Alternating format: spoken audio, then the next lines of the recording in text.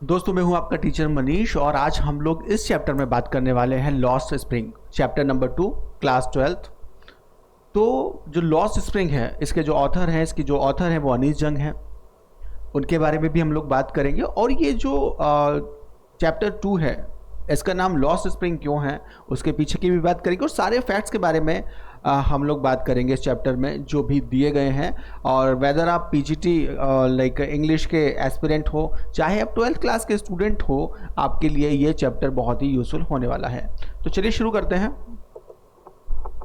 तो lost spring guys, lost spring actually spring is a season and spring वसंत उसको बोलते हैं हिंदी में। तो लॉस्ट स्प्रिंग, खोया हुआ बसंत। तो इसको जो अनीस जंग है, जो ऑथर है, एक लेडी ऑथर है, उन्होंने इसको कंपेयर किया है जीवन से, बचपन से, सॉरी। तो इसमें एक छोटे, इस कहानी में इस चैप्टर में दो कहानियां हैं। एक मुकेश की है और दूसरी एक बच्चे की है, साहिब आलम। तो इनका बचपन कैसे इस बड़ी सी दुनिया में, भीड़ में और कामकाज में खो गया है, इसके बारे में ऑथर ने बहुत ही अच्छे तरीके से हमें एक्सप्लेन किया है। तो चलिए शुरू करते हैं। अनीस जंग, तो मैं आपको समरी बाइलिंगुअल समझा देता हूँ। Lost Spring is written by Anees Jung. Lost Spring को अनीस जंग ने लिखा है and focuses on the plight of poor children. तो और गरीब बच्चों के दुख को इन्होंने इसमें एक्सप्रेस किया है कि उनकी क्या कंडीशन होती है। If they people are not rich, if they people are not having classes and if the parenting is not good, so who are deprived of the joy of childhood। और जो अपने बचपन के जो सुख होते हैं, छोटे छोटे बच्चे कैसे क्रिकेट खेल रहे हैं, अपने मम्मी पापा के साथ बाहर जा रहे हैं और बहुत इंजॉय कर रहे हैं। लेकिन यहाँ ये जो बच्चे हैं, लॉस्ट स्प्रिंग में जो बच्चे हैं, वो अपने बचपन से ही काम में झोंक दिए जाते हैं। उन्होंने बचपन का आनंद कभी देखा ही नहीं है, due to poverty and social injustice, अपनी गरीबी और सोशल इनजस्टिस के बारे में। The chapter is divided into 2 parts guys, as I just already told you कि ये जो वाला चैप्टर है ये 2 पार्ट्स में डिवाइडेड है, ठीक है।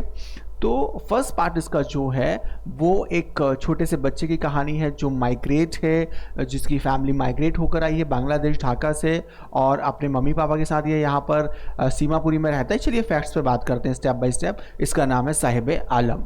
तो कभी कभी कचरे में 1 रुपया मिल जाता है, ठीक है, कभी कभी उसे कचरे में 1 रुपया भी मिल जाता है।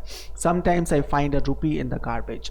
चलिए स्टेप बाय स्टेप बात करते हैं। आगे मैं समराइज भी कर दूंगा, थोड़ी स्टोरी भी आपको और ज़्यादा बताऊंगा। It tells the story of Sahib. Sahib कौन है? इस कहानी का प्रोटागोनिस्ट है, इस कहानी का हीरो है, इस कहानी का लीडर है। और ये क्या करता है? एक रैक पिकर है दोस्तों। ये एक रैक पिकर, एक छोटा सा बच्चा जो कचरा बीनता है। सीमापुरी में, दिल्ली में रहने वाला एक छोटा सा बच्चा जो कचरा बीनता है। इन सीमापुरी, सीमापुरी एक एरिया का नाम है, एक क्षेत्र का नाम है, दिल्ली में है। His family camped from Dhaka. इसकी जो फैमिली है वो ढाका बांग्लादेश से आई है, जो कि हमारी नेबर कंट्री है।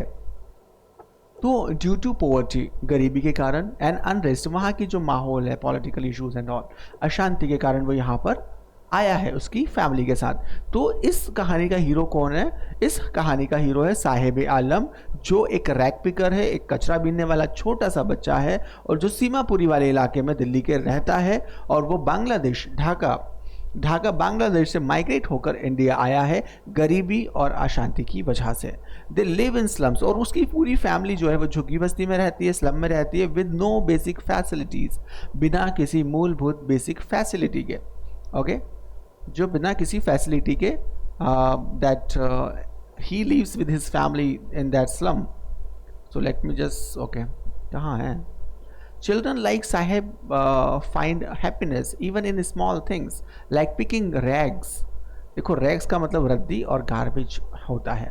Children like Saheb find happiness even, देखिए हम लोग छोटे बच्चे जब थे, हम लोग क्रिकेट खेलना पसंद करते थे, दूसरी एक्टिविटीज़ हम लोग पसंद करते थे, उनको एंजॉय करते थे। लेकिन जो साहेब जैसा बच्चा है ना, वो रैग पिकिंग में भी उसको एक खेल जैसे उसको ट्रीट करता है और उसको भी इंजॉय कर लेता है, ठीक है, क्या बात है। तो children like Saheb find happiness even a small things like picking rags. वो मतलब जो रद्दी और कचरा बीनने का उसका काम है ना, उसको भी इंजॉय कर लेता था, उसको भी खेल की तरह वो ले लेता था। आगे की कहानी की तरफ आगे बढ़ते हैं हम लोग। Later Sahib gets a job, और साहिब ना इतनी ही छोटी सी उम्र में जॉब भी उसको मिल जाती है। वो जॉब शुरू कर देता है। तो उसकी पहली जॉब क्या है दोस्तों? उसकी पहली जॉब है, वो है रैक पिकिंग की। अब रैक पिकिंग मतलब जो आप देख रहे हो ना, छोटे छोटे से बच्चे पुराने टाइम में, मुझे अब तो ज़्यादा दिखते नहीं है क्योंकि अब हम लोग कचरा लाइक अब तो बहुत व्यवस्थित तरीके से गाड़ी आती हैं एंड ऑल, लेकिन पहले अभी भी दिखते हैं। तो छोटे छोटे बच्चे ना अपने पीछे बैग ठेला लेकर वो रद्दी और कागज़ और गंदगी, मतलब काइंड ऑफ गार्बेज से छोटी छोटी चीज़ें ढूंढ के अपने बैग में भर के उसको बेचकर अपना गुजारा करते थे। अभी भी मिलते हैं कुछ कुछ हिस्से में। Later Sahib gets a job at a tea stall. उसके बाद क्या करता है साहिब, साहिब आलम उसका पूरा नाम है। साहिब क्या करता है, साहिब को जॉब मिल जाती है और ये कहाँ करता है काम? एक चाय की दुकान पर काम करता है। ठीक है, चाय की दुकान पर काम करता है, बट लॉसेज हिज फ्रीडम। लेकिन देखो दोनों में क्या अंतर है गाइस, दोनों में क्या अंतर है? उसकी जो पहली जॉब थी वो रैक पिकिंग की थी, तो उसमें वो फ्री था। वो मॉर्निंग में जाता था और फिर इवनिंग में जाता था। वो दिन में फ्री, मतलब उसको एक आज़ादी थी, एक लिबर्टी थी। लेकिन जैसे ही उसने ये टी स्टॉल पे चाय बेचने की जॉब उसने शुरू की है, उसकी फ्रीडम ख़त्म हो गई है, क्योंकि उसका एक वहाँ पर मालिक भी है जो उसको सैलरी देता है और उससे काम करवाता है। सो इसकी थीम क्या है? लॉस ऑफ इनोसेंस, मतलब बच्चों की जो इनोसेंस है वो खो जाती है इस कहानी में, ये इसकी थीम है। चाइल्ड लेबर, बाल मजदूरी इसमें आपको दिखाई देगी, पोवर्टी आपको इसमें दिखाई देगी। इसमें दो कहानियां हैं। अनीस जंग ने बहुत ही खूबसूरती के साथ इन कहानियों को इसमें मेंशन किया है। इसका जो टाइटल है वो लॉस्ट स्प्रिंग है, और जो उसका सब टाइटल है वो है स्टोरीज ऑफ स्टोलन चाइल्डहुड। ऐसे बचपन की कहानी की ये स्टोरी है, ऐसे बचपन की कहानियां हैं जिनका बचपन इस दुनिया ने चुरा लिया है। सेकेंड जो स्टोरी, मैं इसको ब्रीफ भी करूंगा, आगे हम लोग देखेंगे, और हो सकता है ये 2 पार्ट में हो ये वाला सेशन, ये वाली story. I want a drive car. अब देखो ये जो वाली सेकेंड वाली स्टोरी है द लॉस्ट स्प्रिंग की, ये मुकेश की स्टोरी है। हाँ, स्टोरी ऑफ मुकेश। ये ना चूड़ी बनाने वाले लोग हैं जो चूड़ियाँ बनाते हैं फिरोज़ाबाद में। तो it focuses on children working in glass blowing industry, जो कि कांच की इंडस्ट्री में काम करते हैं। उन छोटे छोटे बच्चों की कहानियां हैं जिनका जीवन कांच की चूड़ियाँ बनाने से, कांच का सामान बनाने से शुरू होता है और वहीं पर ख़त्म हो जाता है। इन फिरोज़ाबाद, ये फिरोज़ाबाद यूपी की एक डिस्ट्रिक्ट है, वहाँ की एक कहानी, और दोनों ट्रू स्टोरीज़ हैं। Mukesh is introduced who wants to be a motor mechanic, और यहाँ पर मुकेश को दिखाया जाता है, एक छोटा सा बच्चा है मुकेश नाम का, वो इन जो उसके ट्रेडिशनल वर्क है उसकी फैमिली का, उससे अब अलग कुछ करना चाहता है, कुछ नया करना चाहता है, कुछ इनोवेटिव करना चाहता है। मुकेश ना अब मोटर मैकेनिक बनना चाहता है। क्या बनना चाहता है? एक मोटर मैकेनिक, मतलब कार का मैकेनिक बनना चाहता है। वो अपने आप को अपग्रेड करना चाहता है। Their families have been working in this industry for generations, और उसकी जो पुरानी उसकी जो फैमिली है ना, वो कई जनरेशन से ये कांच की चूड़ियाँ, कांच का सामान बनाने का काम कर रही हैं। ठीक है, और कांच का सामान बनाने का काम कर रही है। आगे आ जाते हैं थोड़ा स्टोरी में हम लोग। सो दो स्टोरीज हैं, एक मुकेश की, एक साहिब आलम की है। Due to tradition and poverty, और मतलब वो क्या, कांच के अलावा उनको चूड़ी बनाने के अलावा कुछ पता ही नहीं है। उनको पता है कि बस हमारा तो यही काम है, हम लोग इसीलिए पैदा हुए हैं और हमारी पूरी पुरानी पुश्तें इसको करती आ रही हैं और हमें भी यही करना है। Due to tradition and poverty they are trapped in a vicious cycle. वो इस तरह के एक भयानक चक्र में फंस गए हैं कि हमारे पापा, हमारे ग्रैंडफादर, हमारे फादर, सभी लोग तो यही करते थे, तो अब ये भी यही कर रहे हैं। Of labour, Mukesh dream show hope and determination.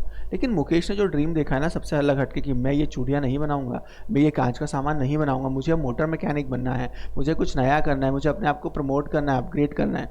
तो ये एक बताता है कि उसके अंदर भी एक होप है आगे कुछ काम करने की, आगे कुछ अच्छा करने की और प्रोग्रेस करने की। अब ये जो मुकेश वाली स्टोरी है, इसकी जो थीम है ट्रेडिशन वर्सेस एम्बिशन, कि जो पुराना काम हमारे लाइक फादर और ग्रैंडफादर का कर रहे हैं, उसको तोड़ के उन सारी चीज़ों को एक एम्बिशियस नई एम्बिशन के साथ आगे बढ़ने का।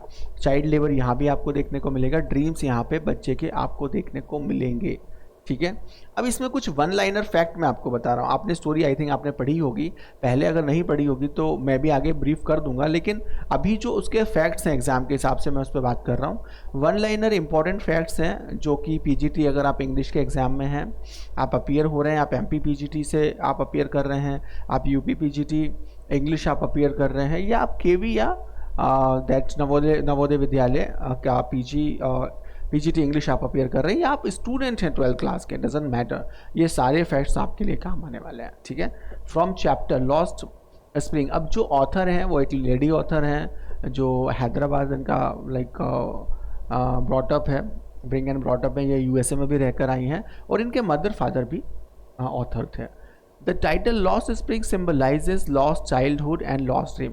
तो इसका जो टाइटल है कहानी का, लॉस्ट स्प्रिंग, खोया हुआ बसंत, तो ये खोया हुआ बसंत इसको किससे आप सिंबलाइज कर रहे हैं, यहाँ पे ये लिटरेरी थीम हो गई, सिंबलाइज कर रहे हैं यहाँ पे किससे आप सिंबलाइज कर रहे हैं, ऑथर किससे सिंबलाइज कर रही है, ऑथर इसको सिंबलाइज कर रही है बचपन में खोया हुआ बचपन।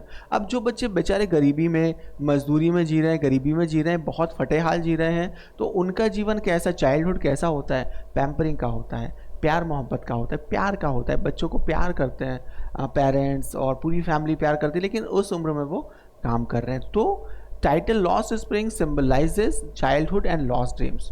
लॉस्ट स्प्रिंग खोए हुए बचपन और सपनों का सिंबलाइजेशन कर रहा है, ठीक है।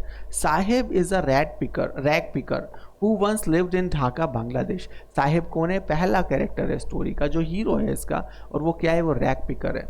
Who once lived in Dhaka, जो पहले ढाका बांग्लादेश में रहता था, ठीक है। There is a area that is called Simapuri in Delhi, and it is a kind of slum, guys. Simapuri is an illegal settlement on the outskirts of Delhi. मतलब ये एक बाहर का क्षेत्र है और kind of illegal kind of बस्ती है, अवैध बस्ती है, रेसिडेंशियल एरिया है, slum kind of.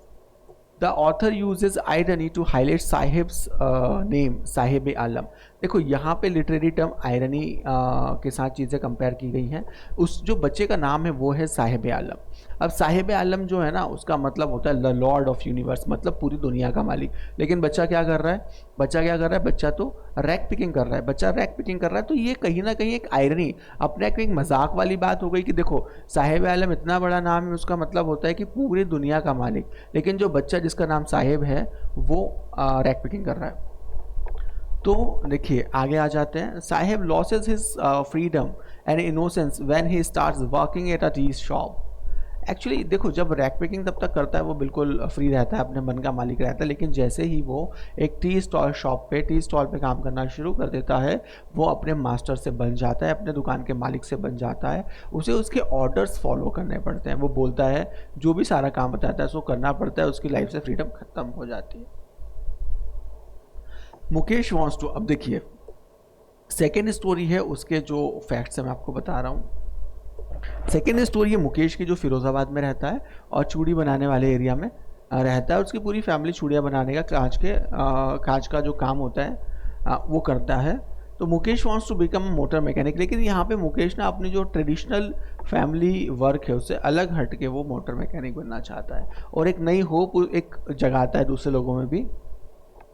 And hope and rebellion, वो मतलब कहीं ना कहीं एक रिबेलियन, एक मतलब कहीं ना कहीं उस चीज़ को छोड़ के विद्रोह करके अगला कुछ एक ट्रेडिशन में हम उसके करना चाहता है।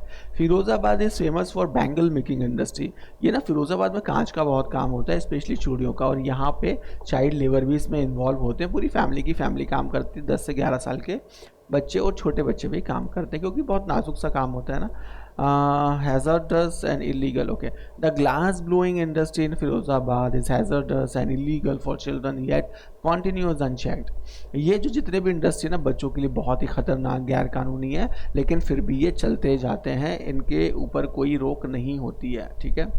Mukesh family represent a vicious cycle of poverty and tradition. और उसका जो मुकेश की फैमिली है ना, वो मतलब वो इस चीज़ को सिंबल करती है, इस चीज़ को दिखाती है कि उसकी family, father, grandfather and all, उसके ग्रैंडफादर के साथ कुछ बीमारी का इशू भी होता है इसकी वजह से, और इसकी वजह से लोगों की आंखें भी चली जाती इस काम को करने की वजह से।